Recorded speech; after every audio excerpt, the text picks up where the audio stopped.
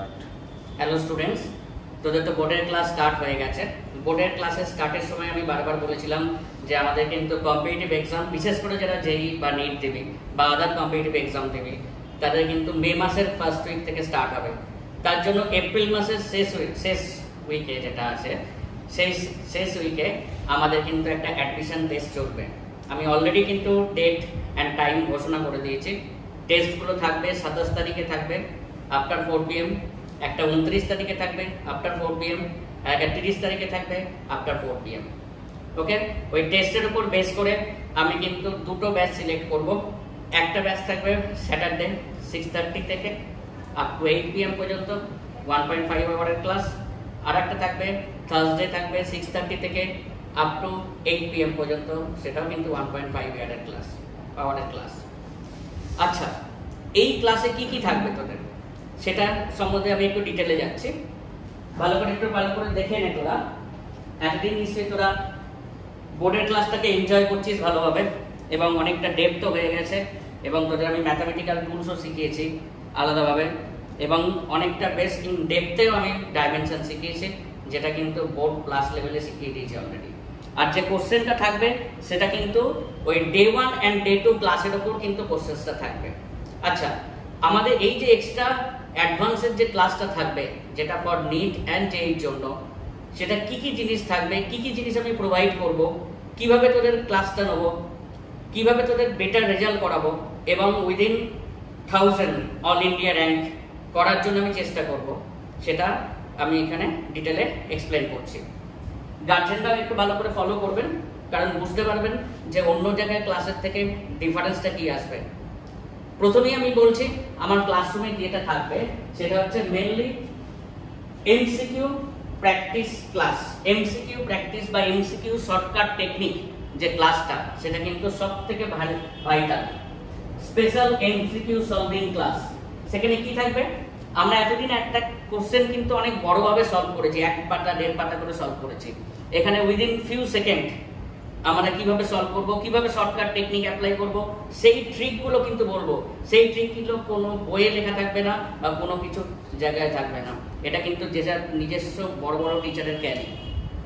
কারণ আমি যখন দিল্লি কোটায় অনেকদিন পড়িয়েছি, তখন এইসব ট্রিক বা ট্রিক্স আমাদের কিন্তু ইনভেন্ট করতে হতো দেখি। কারণ একটা কোশ্চেনের পেছনে 1 মিনিট সময় থাকবে, সেই 1 মিনিটের মধ্যে আমি কিভাবে সলভিং করব, এই সলভিং টেকনিকটা আমি শেখাবো। ওকে, তাহলে ফার্স্ট যে জিনিসটা থাকছে আমাদের সেটা হচ্ছে স্পেশাল এমসিকিউ সলভিং ক্লাস। এটা কিন্তু প্রচন্ড vital MCQ solving class. Second যেটা আসছে স্টাডি মেটেরিয়াল। এই স্টাডি মেটেরিয়াল কিন্তু ফিজিক্সের উপর থাকবে অনলি। এই স্টাডি মেটেরিয়াল কোনো লোকাল স্টাডি মেটেরিয়াল না, কোটা বেস স্টাডি মেটেরিয়াল। আমি এমসিকিউ সলভিং এর ক্লাসের পর একটা চ্যাপ্টারের কমপ্লিট হয়ে যাওয়ার পর আমি যে কনসেপ্ট দেবো, যে এমসিকিউ সলভিং টেকনিক দেবো, তারপরে কিন্তু তার উপর স্টাডি মেটেরিয়াল, কিন্তু স্পেশালাইজ স্টাডি মেটেরিয়াল থাকবে, সেখানে কিন্তু আমি সলভিং করতে দেবো। এই স্টাডি মেটেরিয়াল কিন্তু কোটা বেস স্টাডি মেটেরিয়াল, এবং যেটা কিন্তু প্রচন্ড উপকারে লাগবে। তবুও আমি বারবার রিপিট করছি, আমার খাতাটা কিন্তু মেন ইম্পর্টেন্ট। খাতার বাইরে কিন্তু একটাও কোশ্চেন আসবে না, জাস্ট খালি ডেটা চেঞ্জ থাকবে। খাতা যদি কেউ ঠিকঠাক করে ফলো করে, তাহলে কিন্তু শিওর শট 100% গ্যারান্টি সে কিন্তু জেই এবং নিট খুব সহজেই কিন্তু ভালোভাবে র্যাঙ্ক করতে পারবে। থার্ড যে পয়েন্টে আসছি সেটা হচ্ছে PCB PCM test. Per month যেটা ইউনিট টেস্ট হবে, সেটা কিন্তু পিসিবি এবং পিসিএম মিলে হবে। যারা মেডিকেল তারা পিসিবি থেকে ফিজিক্স কেমিস্ট্রি বায়ো, যারা আর ইঞ্জিনিয়ারিং তারা ফিজিক্স কেমিস্ট্রি ম্যাথামেটিক্স।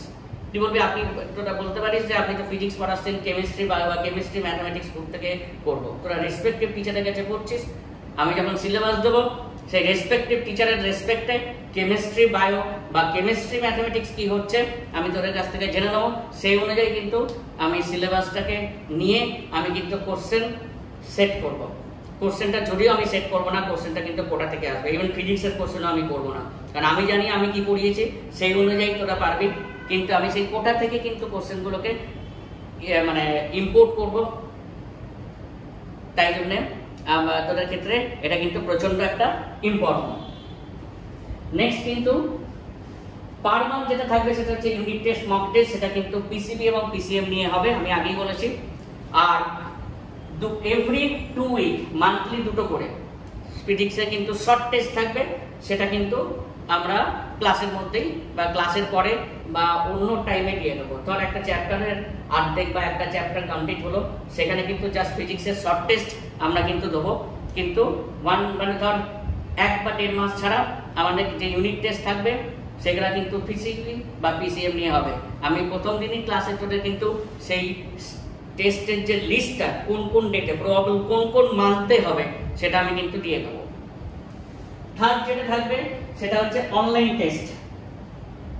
অনলাইন টেস্টটা জিনিসটা কি, আমার নিজস্ব অ্যাপসের মধ্যে ছলতক ক্লাসেস অ্যাপসের মধ্যে অনলাইন টেস্ট থাকবে উইথ টাইমার।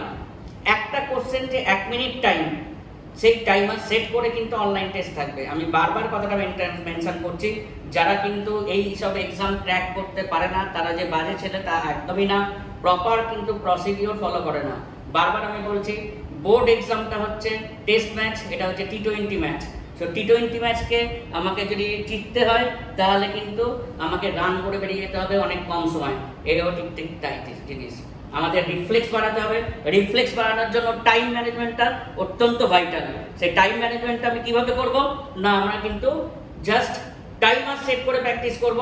যেটা নর্মালি টাইমার সেট করে প্র্যাকটিস করলে হবে না, আমাদের অ্যাপসের মধ্যে করতে হবে, যেটা কিন্তু তোরা কোথাও পাবি না। সেটা কিন্তু আমার কাছে টাইমার সেট করে কিন্তু প্র্যাকটিস করব, ঠিক আছে, আমার অ্যাপসের মধ্যে। এটা কিন্তু মারাত্মক ভাইটাল, কারণ আমি বারবার মেনশন করছি, একটা কোশ্চেনের পেছনে 1 মিনিটের বেশি টাইম কিন্তু আমি দিতে পারবো না। Next, doubt clearing session and motivational class. এটা কিন্তু একটা খুব ভাইটাল জিনিস। তোরা কোশ্চেন সলভ করবি, ডিপিপিস থাকবে, ডাউট ক্লিয়ার, ডাউট তো থাকবেই। যে পড়াশোনা করবে তার ডাউট থাকবে, যে পড়াশোনা করবে না তার ডাউট থাকবে না। তো ডাউট ক্লিয়ারিং ক্লাস তো ইন্ডিভিজুয়ালি হবে, প্রত্যেকটা ছেলের ডাউট বিভিন্ন রকম হতে পারে। তোদের আমাকে গ্রুপে এসএমএস করবি, স্যার আমার এই ডাউট আছে, আমি বিভিন্ন সময় তোদের দেখে নেবো, 1:1 ডাউট ক্লিয়ারিং করে দেবো। প্লাস মোটিভেশনাল ক্লাস, এই মোটিভেশনাল ক্লাসটা কিন্তু অত্যন্ত জরুরি। আমি যখন দিল্লিতে ছিলাম, আমি যখন কোটায় ছিলাম, একটা নামকরা ইনস্টিটিউটে আমি যখন ফিজিক্সের এইচও দিয়েছিলাম, তখন কিন্তু প্রত্যেক উইকে মোটিভেশনাল ক্লাস হতো।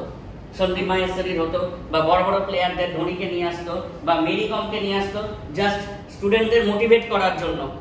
কেন মোটিভেট করার জন্য না, সব থেকে প্লেয়াররা সব থেকে মোটিভেশনাল স্পিচ দিতে পারে, কারণ ওরা কিন্তু রিয়েল লাইফের হিরো। যে কোনো কিন্তু ফিল্ম স্টার কিন্তু রিয়েল লাইফের হিরো নয়, প্লেয়াররা কিন্তু রিয়েল লাইফের হিরো। তাই তাদের ক্ষেত্রে মোটিভেশনাল টক যখন যেগুলো ওরা দিত, সেগুলো কিন্তু প্রচন্ড ভাইটাল। তোকে 1 মিনিটে চার্জ করে দেবে। যাই হোক, আমি সেই অত বড় কিছু লোক না, কিন্তু তবুও চেষ্টা করব তোদের মোটিভেশনাল স্পিচ দিয়ে তোদের যদি কোনো কারণে ডিমোটিভেট হয়ে যাস সেটাকে আপ করতে। কারণ একটা মিডিয়াম ক্যাটাগরি স্টুডেন্টও কিন্তু যেই এক্সাম ক্র্যাক করতে পারবে বা নিট এক্সাম ক্র্যাক করতে পারবে। আর আমি দায়িত্ব নিয়ে বলছি, নিট ক্র্যাক করা অনেক ইজি জেই থেকে। সুতরাং এটা কখনোই মাথায় রাখিস না যে নিট ক্র্যাক করা কিন্তু টাফ। কি করতে হবে, বায়োলজিতে কি পড়তে হবে, কেমিস্ট্রিতে কি পড়তে হবে, আমি সব কিন্তু বলে দেবো। নেক্সট, আমাদের যে ডিপিপি থাকবে, পিসিবি এবং পিসিএম, দেখ ফিজিক্স তো থাকবেই, কেমিস্ট্রি এবং বায়ো আমি এক্সট্রা কিছু স্পেশালাইজ চ্যাপ্টারে ডিপিপি কিন্তু সাপ্লাই করব, যাতে তোদের সুবিধে হয়।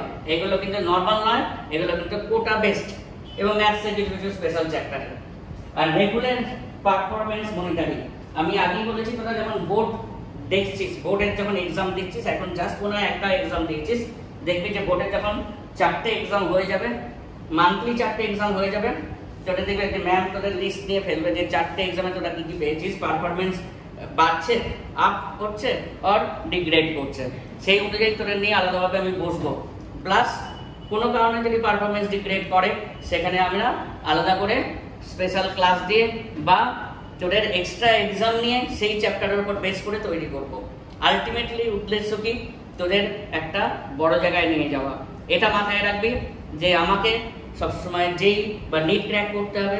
যদি মনে করিস যে কেউ আমি ইসরোতে রিসার্চ করব বা নাসায় রিসার্চ করব, এটাও মাথায় রাখবি। জুনিয়র সায়েন্টিস্ট কিন্তু এখন থ্রু আইআইটি অর রেপুটেড এনআইটি থেকে নেয়, নর্মাল কিন্তু স্টাডি থেকে নেয় না। কারণ নর্মাল স্টাডিতে আমাদের যে সিলেবাস, জেনারেল সায়েন্সের যে সিলেবাস, সেটা কিন্তু অনেক মানদাতার আমলের সিলেবাস।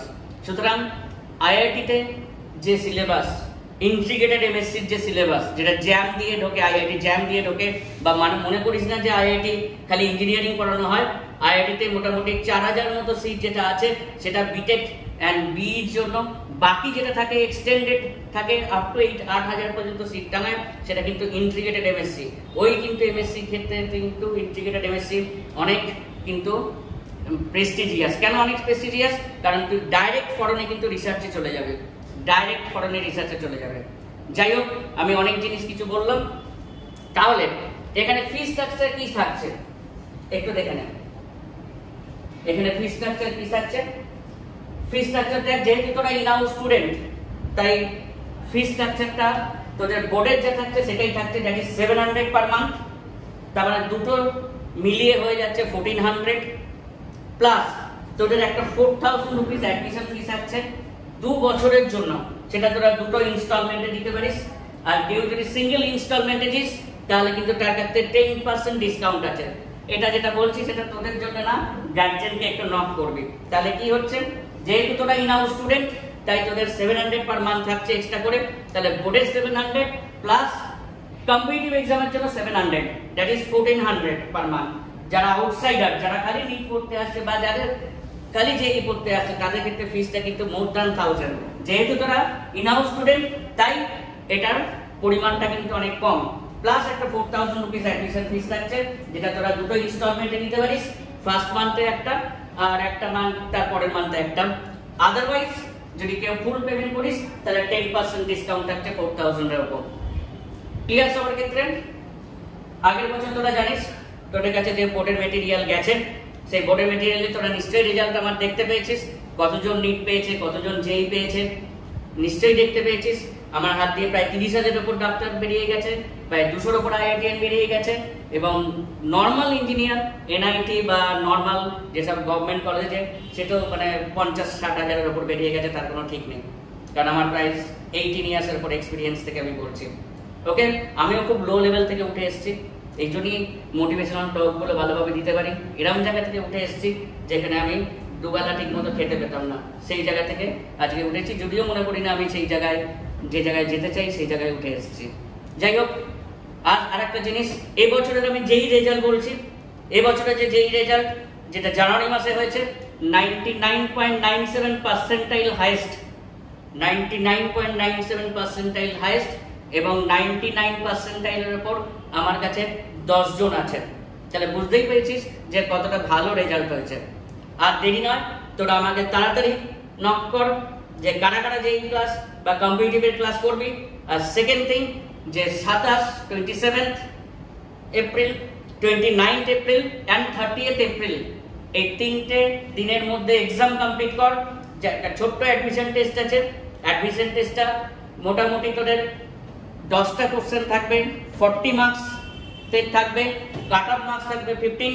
আমি বলেই দিচ্ছি, কাট অফ মার্কস থাকবে 15, 10টা question plus 4 minus 1, cut off marks থাকবে 15। আর ক্লাস স্টার্ট হবে ফার্স্ট উইক অফ মে। ওকে, তাই ভবিষ্যতের ডাক্তার ইঞ্জিনিয়ার তোর সেই স্বপ্ন মাথায় রেখে তোরা নতুন উদ্যম নিয়ে ক্লাস স্টার্ট কর। Thank you for watching this video.